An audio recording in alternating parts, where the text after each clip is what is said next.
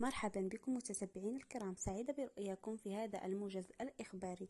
قررت المحكمة الابتدائية من مدينة الرباط مساء يوم الاثنين بعد اختصاص في طلب الفنانة جميلة الهوني عن إسقاط الولي عن طليقها أمين الناجي، وبذلك قررت إحالة ملف القضية إلى المحكمة الابتدائية الاجتماعية بالدار البيضاء.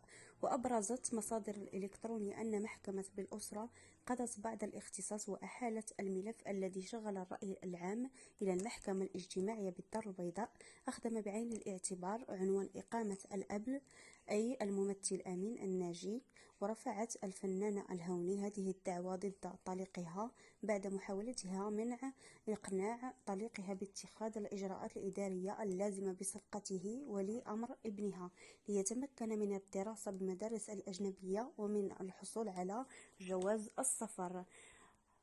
رفقة أصدقائه قصد السفر إلى رحلة رياضية، التعرف بإحدى النادي الكروية بإسبانيا من أجل خوض المباريات ودية في برشلونة، وغاب الناجي عن جلسات المحكمة.